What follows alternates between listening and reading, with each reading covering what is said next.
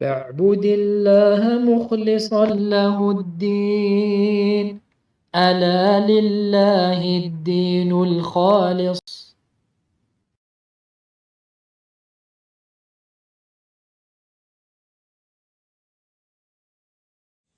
إن الحمد لله نحمده ونستعينه ونستغفره ونعوذ بالله من شرور أنفسنا ومن سيئات أعمالنا.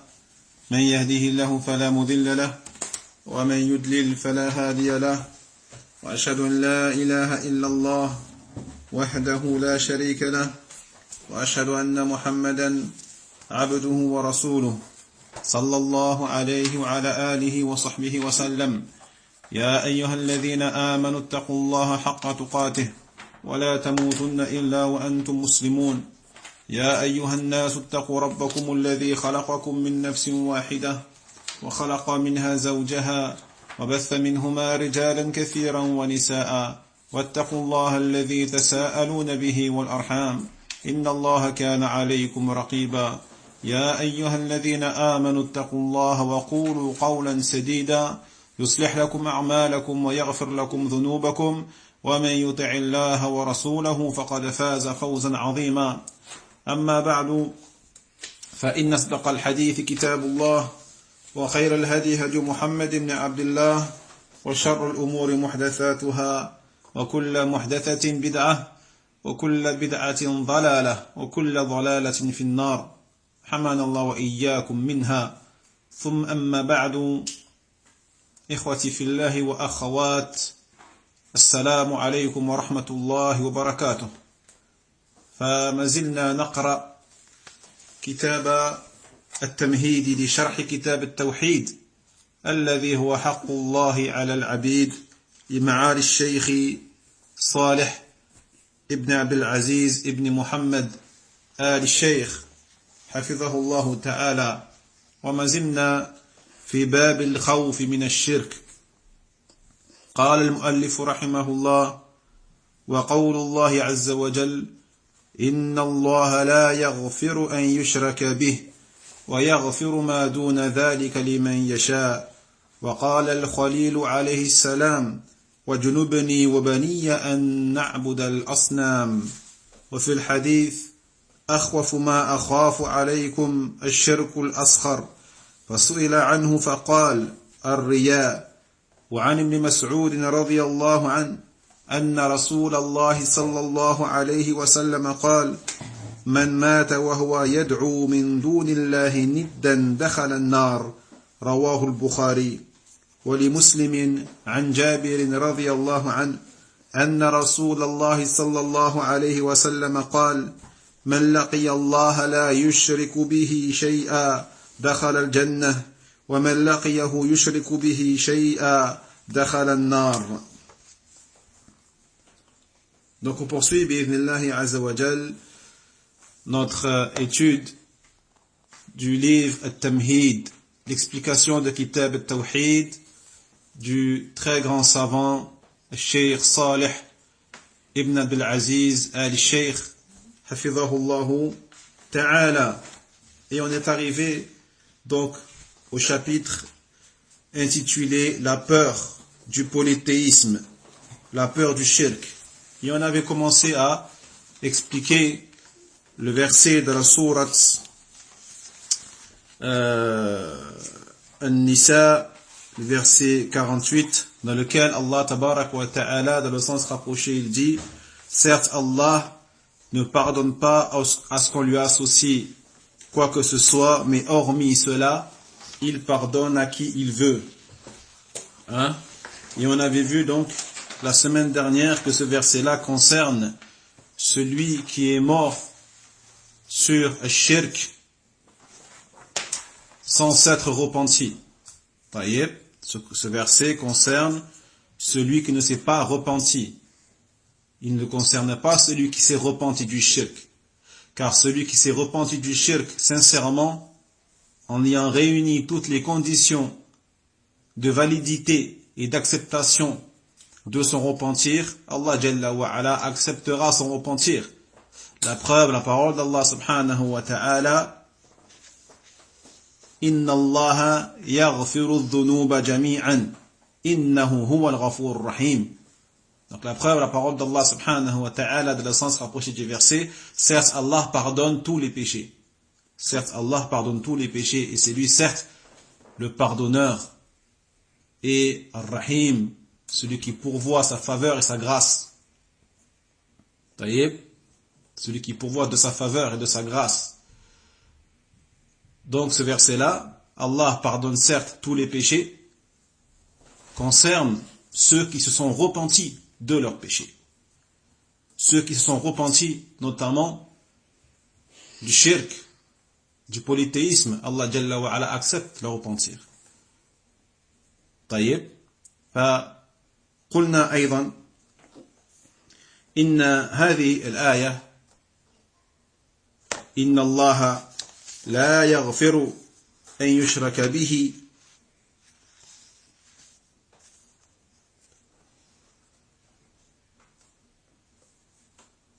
إنها هي تشمل كل أنواع الشرك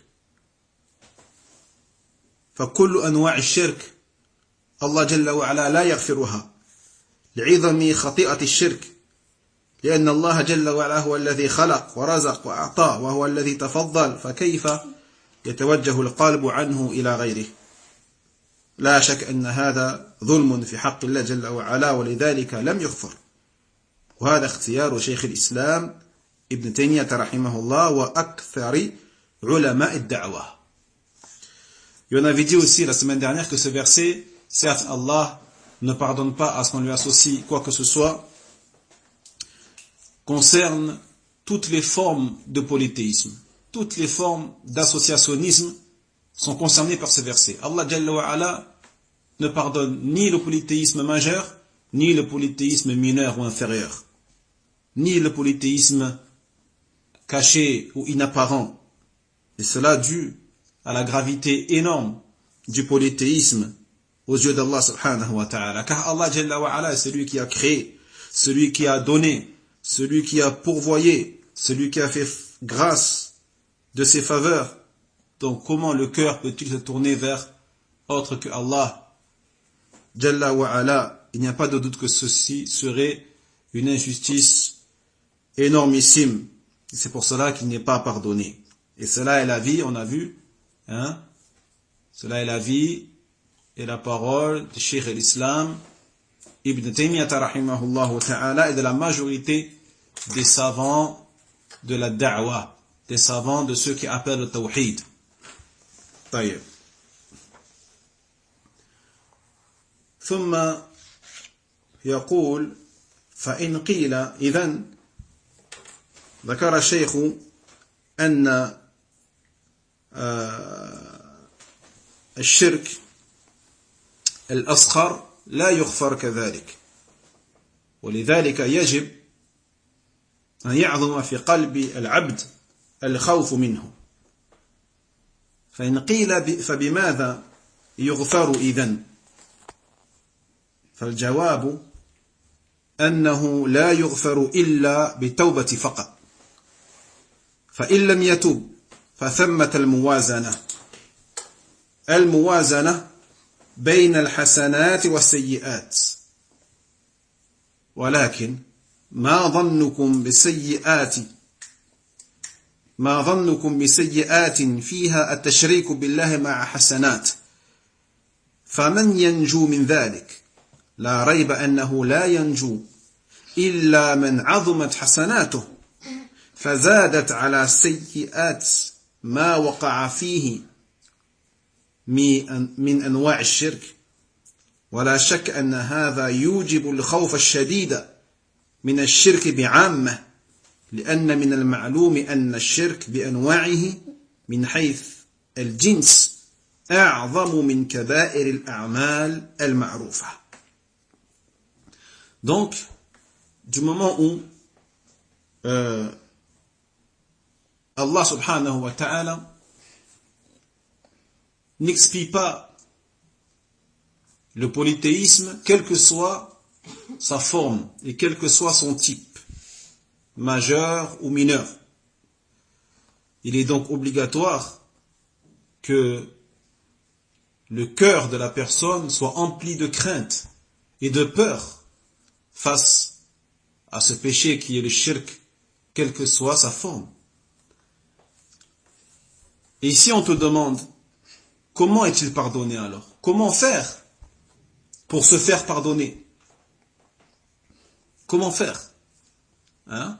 Et on avait vu que le pardon, el-maghfira, comme l'avait défini le cheikh, hafidhahullah ta'ala, ما هو أن يستر الذنب على العبد ويمحى عنه أثره فلا يؤاخذ به في الدنيا ولا يعاقب عليه في الآخرة. On avait vu la définition du pardon. Qu'est-ce que le pardon? C'est le fait qu'Allah subhanahu wa ta'ala dissimule tes péchés et te les efface. Et ainsi, tu ne seras pas châtié, ni ici-bas, ni dans l'au-delà. Donc le fait qu'Allah subhanahu wa ta'ala dissimule, voile tes péchés, les efface et efface leurs répercussions, et ainsi tu ne seras châtié ni ici-bas ni dans l'au-delà. Donc comment faire par conséquent pour celui qui a fait du shirk, même s'il est inférieur, celui qui a juré sur autre que Allah subhanahu wa ta'ala, celui qui a accroché des mains, soi-disant des mains de Fatma, croyant que cela était une cause de protection contre le mauvais œil, celui qui a accroché des talismans, celui qui a fait toutes sortes de polythéismes mineurs, voire même de majeurs, a'udhu billah, eh bien la seule façon pour qu'il soit pardonné, c'est qu'il se repente à Allah. C'est qu'il fasse un repentir sincère. C'est la seule solution. Car s'il ne se repent pas et qu'il meurt dessus, il y aura ce qu'on appelle al-muwazana, c'est-à-dire la mise sur la balance, la mise en balance entre ses hasanat et ses sayyi'at. La mise en balance, ça c'est Yawm al-Qiyamah, le jour du jugement, la mise en balance entre ses bonnes actions et ses mauvaises actions. Mais il dit le cheikh, que penses-tu des mauvaises actions qui ont atteint le degré d'associationnisme?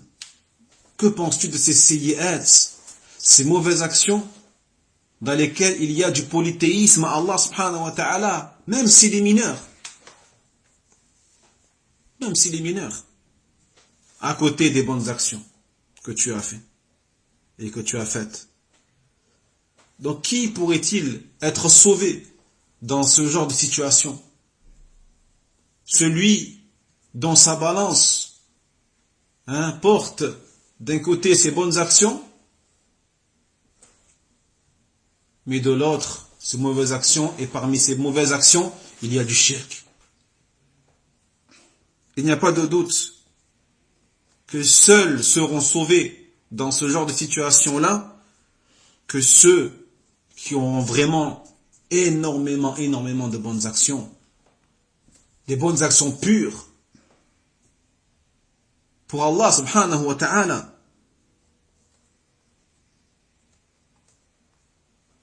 Et que ces bonnes actions-là soient tellement nombreuses qu'elles soient plus lourdes que ces mauvaises actions parmi lesquelles il y a du shirk. Voyez? Mais qui pourrait prétendre à avoir autant de bonnes actions lourdes, pures? Il n'y a pas de doute que cela donc nous oblige à redouter et à avoir peur du polythéisme dans sa globalité et sa totalité. Car il est connu que le shirk, sous toutes ses formes. La nature même de ce péché qui est l'associationnisme à Allah subhanahu wa ta'ala est plus grave que les péchés majeurs qui sont connus. La nature même du shirk, qu'il soit mineur ou majeur, est plus grave que n'importe quel péché majeur connu.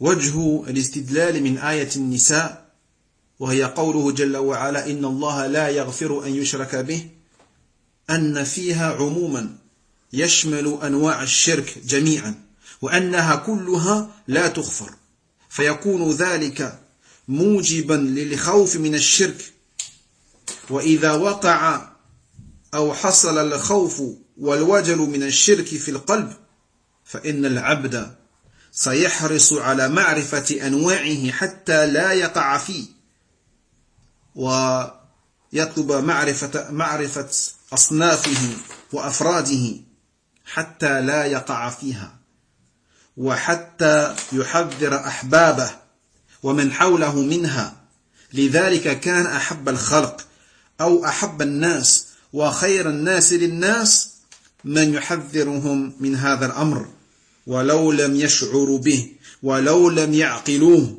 قال جل وعلا كنتم خير أمة أخرجت للناس لأنهم يدلون الخلق على ما ينجيهم فالذي يحب للخلق النجاة هو الذي يحذرهم من الشرك بأنواعه ويدعوهم إلى التوحيد بأنواعه لأن هذا أعظم ما يدعى إليه ولهذا لما حصل من بعض القرى في زمن إمام الدعوة تردد والشك ورجوع عن مناصرة الدعوة وفهم ما جاء به الشيخ رحمه الله وكتبوا للشيخ وغلظوا له القول وقالوا إنما جئت به ليس بالصحيح وإنك تريد كذا وكذا لما حصل منهم كذلك وذلك أجابهم بكتاب قال في آخره بعد أن شرح التوحيد وضده ورغب ورهب ولو كنتم تعقلون حقيقة ما دعوتكم إليه لكنت أغلى عندكم من آبائكم وأمهاتكم وأبنائكم ولكنكم قوم لا تعقلون انتهى كلامه. طيب donc le raisonnement ici qui a mené l'auteur rahimahullah ta'ala à mentionner ce verset-là qui est certes Allah ne pardonne pas à ce qu'on lui associe quoi que ce soit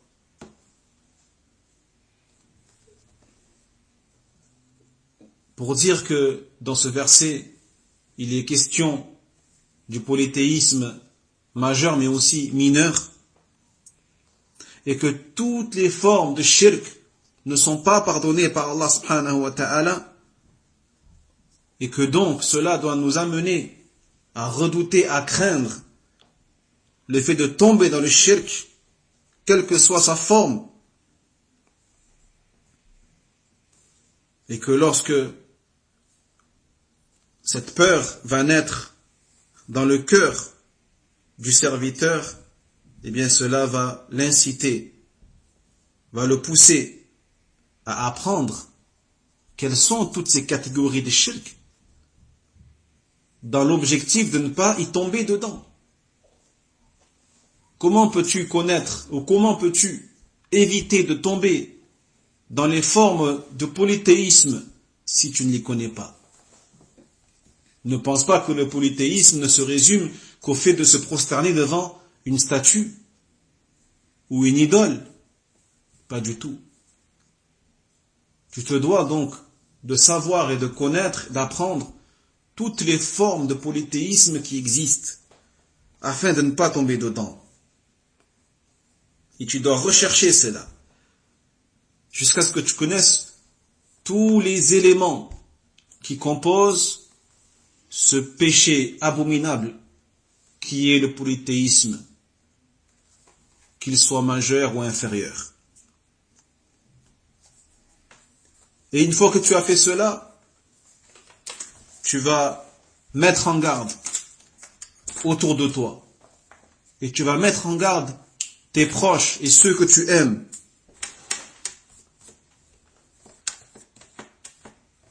Et c'est en cela qu'il dit le cheikh Salih, hafidhahullah ta'ala, que la créature la plus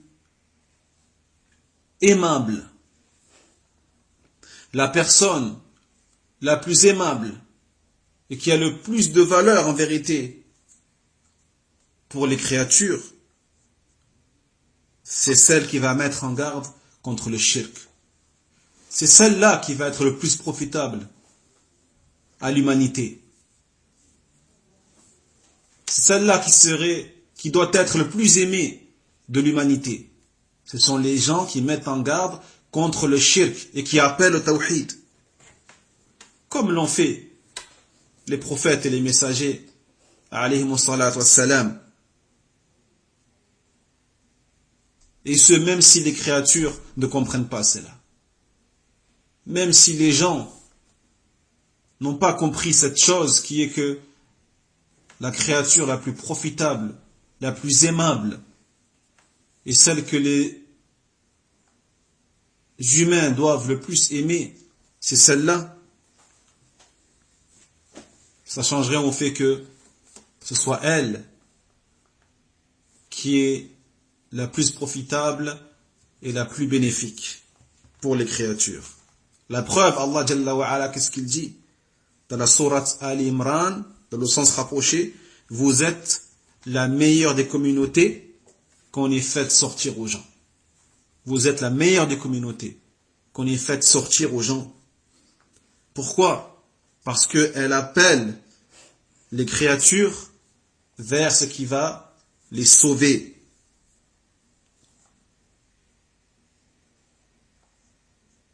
Donc celui qui aime et qui désire que les créatures soient sauvées du feu de l'enfer, eh bien c'est celui qui va les appeler au tawhid, qui va les mettre en garde contre le shirk sous toutes ses formes.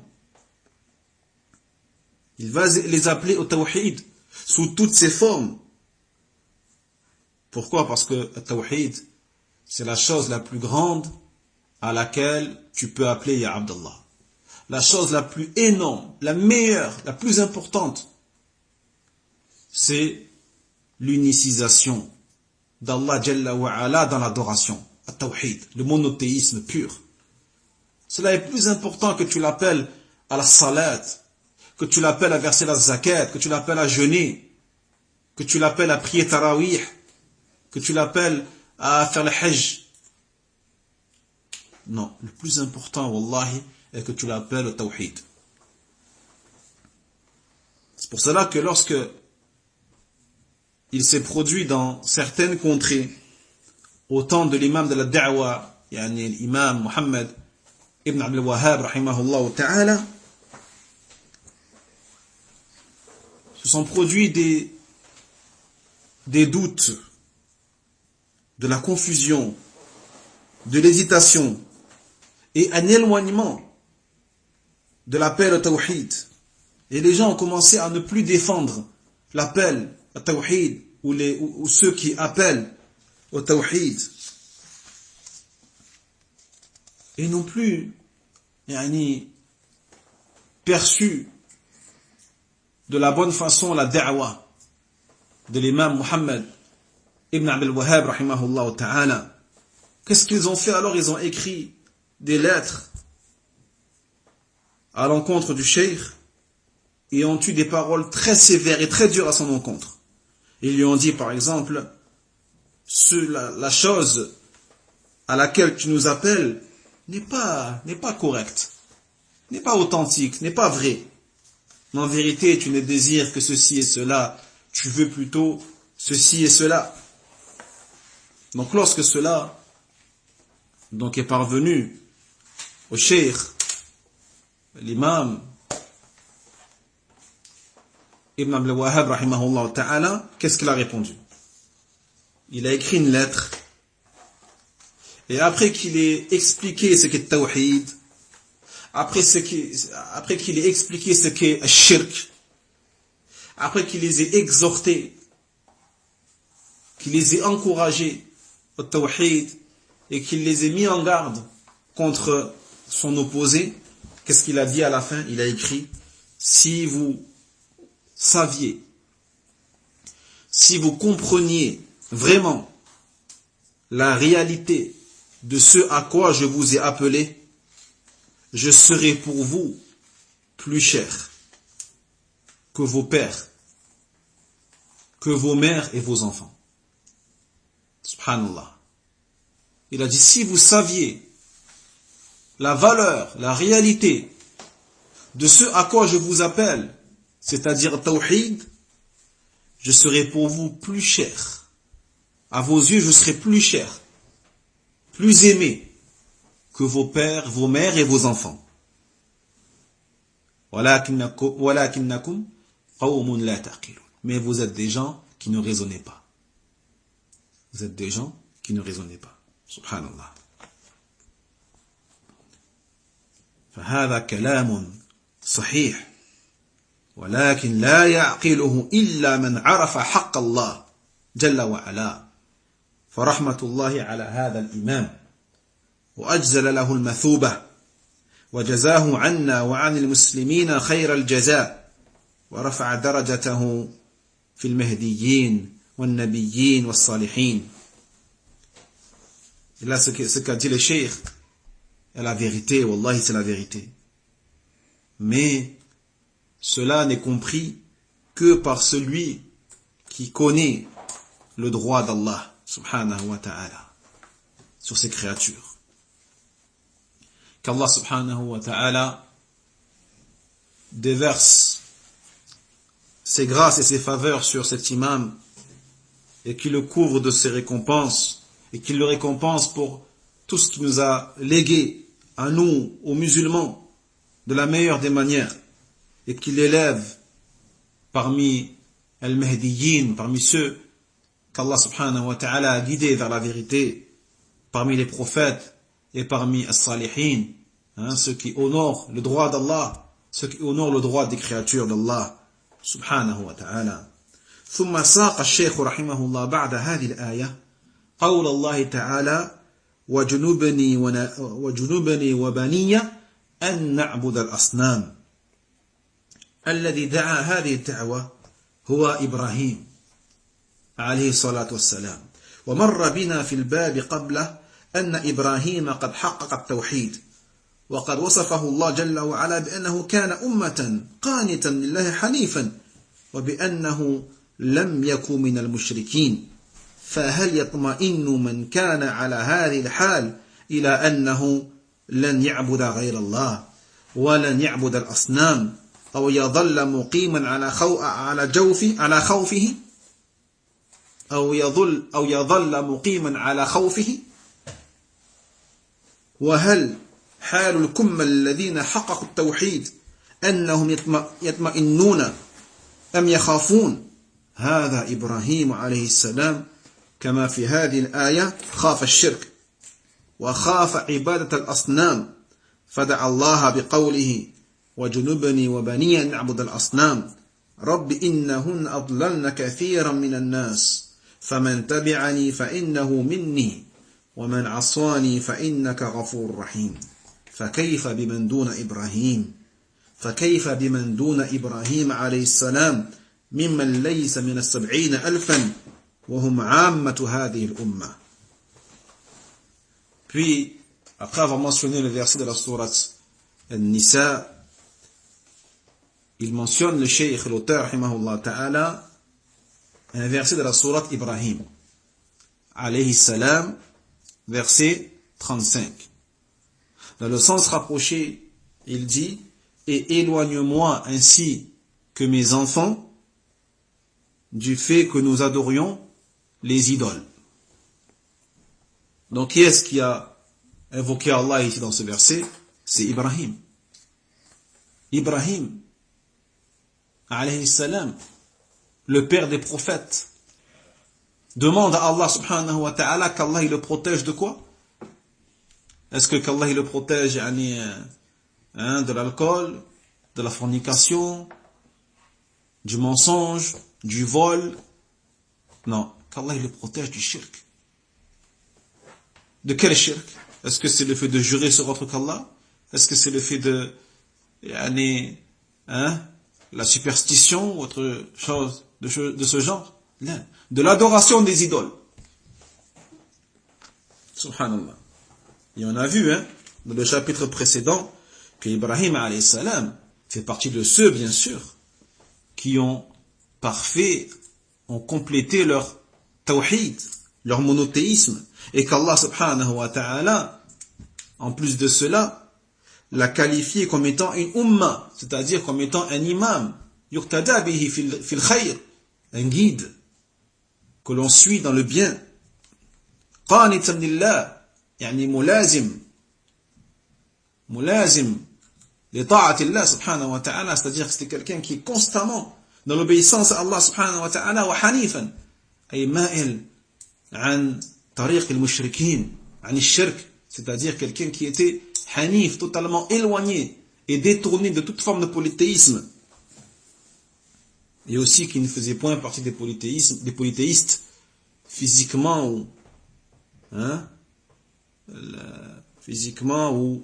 immatériellement. Donc est-ce que celui qui se trouve dans cette situation, dans cet état-là, qu'Allah subhanahu wa ta'ala nous a mentionné à propos de son prophète Ibrahim alayhi salam, est-ce qu'il s'est senti à l'abri d'adorer autre qu'Allah subhanahu wa ta'ala? Est-ce qu'il s'est senti à l'abri du fait d'adorer des idoles? Ou est-ce que plutôt il a continué à redouter et à craindre de tomber dans le shirk? Et est-ce que ceux qui ont complété leur tawhid et l'ont parfait, est-ce que eux aussi se sentent à l'abri de tomber dans le polythéisme, ou est-ce qu'au contraire eux aussi ils en ont peur? Ibrahim alayhi salam dans ce verset-là, à travers son invocation, nous indique qu'il avait peur du shirk, qu'il le redoute, qu'il le craint, qu'il redoute l'adoration des idoles. C'est pour cela qu'il a invoqué Allah, il a demandé à son Seigneur, Jalla wa ala, et éloigne-moi ainsi que mes enfants du fait que nous adorions les idoles.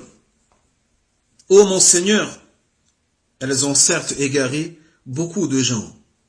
Elles ont certes égaré beaucoup de gens. Donc celui qui me suit, il fait partie des miens. Et celui qui me désobéit, tu es certes le pardonneur et Ar-Rahim, celui qui répand sa grâce et sa clémence. Que dire alors, ya Abdullah, que dire alors des gens qui n'ont pas atteint le degré d'Ibrahim alayhi salam, parmi ceux qui n'ont même pas atteint le degré des 70 000 qui vont entrer au paradis sans jugement ni châtiment, alors que ceci est le cas de la majorité de la communauté. Alors que ceci est le cas de la majorité de la communauté. والواقع أن عامة الأمة لا يخافون من الشرك فمن الذي يخافه إذن؟ الذي يخافه هو الذي يسعى في تحقيق التوحيد. قال إبراهيم التيمي رحمه الله تعالى وهو من سادات التابعين لما تلا هذه الآية قال ومن يأمن البلاء بعد إبراهيم.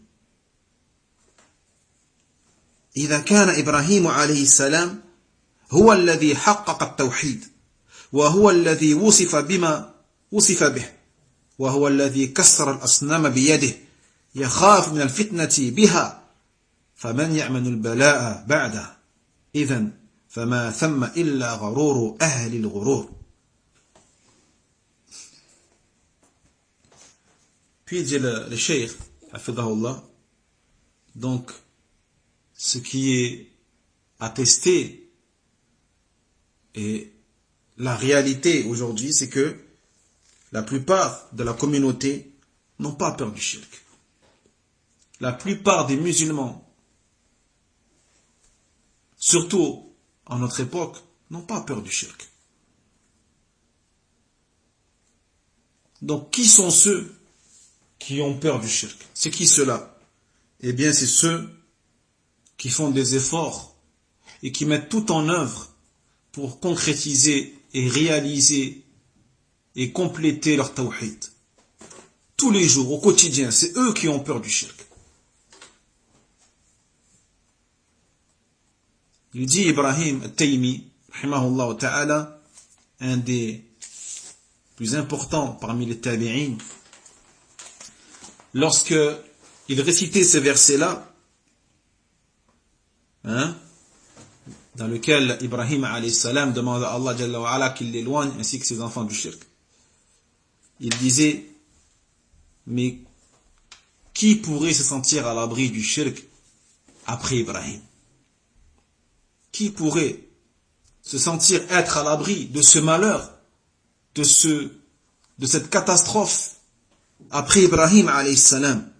Si Ibrahim alayhi salam, celui qui a parfait au plus haut point le tawhid, celui qu'Allah Jalla wa Ala a décrit par les choses dont il a été décrite, celui qui a cassé les idoles de sa propre main, il les a cassés, il les a brisés de sa propre main, lui il a peur de cette tentation, il a peur du fait de tomber dans le shirk. Qui alors après lui pourrait avoir le droit de se sentir à l'abri? Mais en vérité, après cela, il n'y a que la tromperie des trompeurs et la séduction du shaitan et de ses alliés. ولهذا قال الشيخ عبد العزيز الراجحي حفظه الله قوله سبحانه واجنبني أي اجعلني وبني في جانب عن عبادة الأصنام وباعد بيني وبينها. قيل أراد بذلك ببنيه أي بناته وبنيه، يعني معا بنيه وبناته من صلبه، ولم يذكر البنات. لماذا؟ لدخولهن تبعا في البنين، وقد استجاب الله دعاءه وجعل بنيه أنبياء وجنبهم عبادة الأصنام. وإنما دعا إبراهيم عليه السلام بذلك لأن كثيرا من الناس افتتنوا بها، كما قال رب إنهن أضللن كثيرا من الناس، فخاف من ذلك ودعا الله أن يعافيه وبنيه من عبادتها. وهذا يوجب للقلب الحي أن يخاف من الشرك، لا كما يقول الجهال إن الشرك لا يقع في هذه الأمة ولهذا أمنوا الشرك فوقعوا فيه. وهذا وجه مناسبة الآيات للترجمة. Il dit le Cheikh Al-Rajihi hafidhahullah ta'ala, lorsqu'il a dit Ibrahim wajnubni, et éloigne-moi, c'est-à-dire mets-moi d'un côté très loin de l'adoration des idoles et éloigne-moi ainsi que mes enfants de leurs adorations. Et bien sûr, lorsqu'il dit et mes enfants, dedans rentrent également les filles, ces enfants directs, que ce soit les enfants garçons et les enfants filles. Ici on n'a pas cité le banat c'est les filles, le banin c'est les garçons. On n'a pas été cité le banat, ou on n'a pas cité le banat, les filles, parce qu'il est évident que les filles sont aussi concernées par al-banin, les enfants, de façon générale, que ce mot il englobe aussi les filles. Voyez. Et donc Allah subhanahu wa ta'ala a exaucé son invocation. Et Allah Jalla wa Ala a fait de ses enfants garçons des prophètes. Il les a éloignés de l'adoration des idoles. Et donc pourquoi Ibrahim alayhi salam, pourquoi il a demandé à Allah Jalla wa Ala cela? Car beaucoup de gens tombent dedans. Car beaucoup de gens sont attirés par le shirk. Comme il a dit, Rabbi innahun adlalna kathira minan nas. Ô mon Seigneur, les idoles, yani, a égaré beaucoup de gens. Et donc il a eu peur de cela. Il a invoqué Allah subhanahu wa ta'ala, qu'Allah il le préserve, lui et ses enfants, de leur adoration. Et cela donc nous montre qu'il est obligatoire pour un cœur qui est vivant, un cœur qui n'est pas inattentif au rappel d'Allah Jalla wa Ala, d'avoir peur du shirk. Pas comme le disent ces ignorants.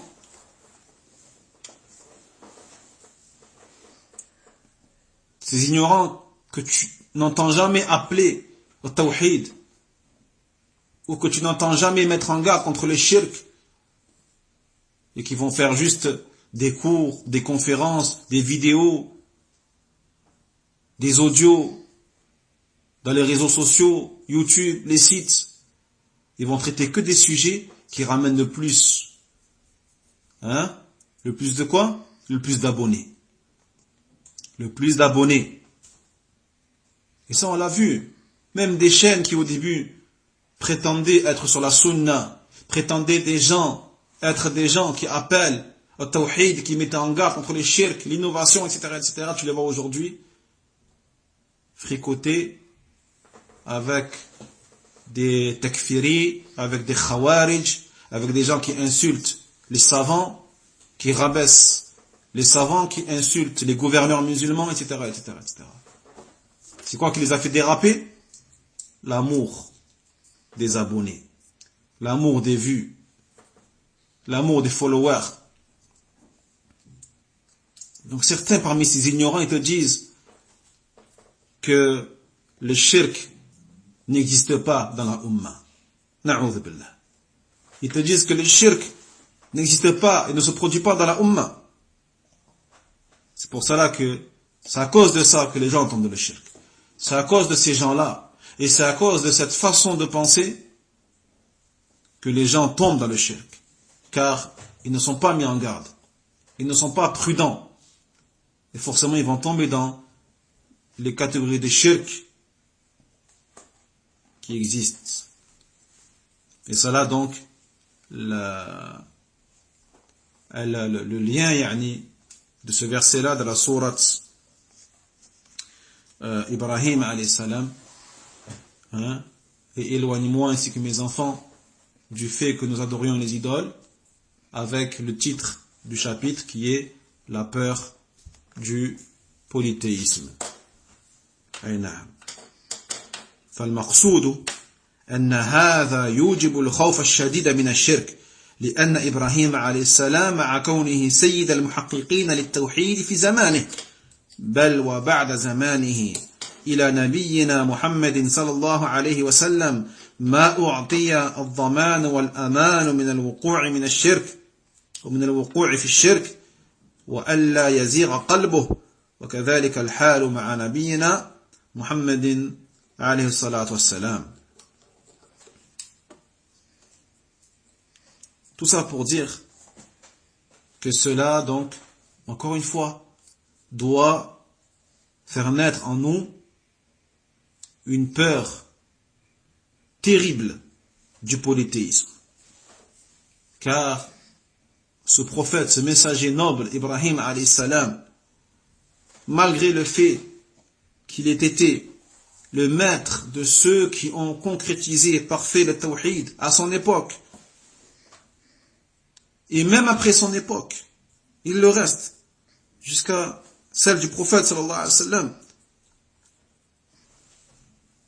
eh bien, on ne lui a pas donné cette garantie, cette préservation du fait de tomber dans le shirk et du fait que son cœur ne peut pas dévier. Le prophète Mohammed sallallahu alayhi wa sallam, pareil. Tous les prophètes ont peur du shirk. Tous les prophètes, sans exception, avaient peur du polythéisme. Le prophète n'a-t-il pas dit Allahumma ya muqallib al-qulubi thabbit qalbi ala dinik? N'a-t-il pas dit ô Allah, toi qui renverses les cœurs, affermis mon cœur sur ta religion, sur le tawhid, sur l'obéissance à Allah subhanahu wa ta'ala.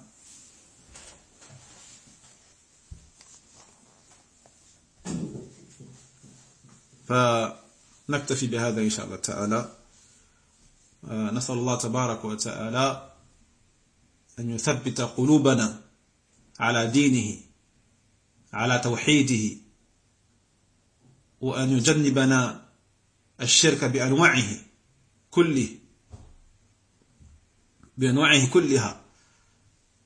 هذا والله تعالى أعلم، وآخر دعوانا أن الحمد لله رب العالمين، وصلى الله على نبينا محمد وعلى آله وأصحابه أجمعين وسلم تسليما. بارك الله فيكم، والسلام عليكم ورحمة الله وبركاته. وينجي الله الذين اتقوا بمفازتهم لا يمسهم السوء ولا هم يحزنون.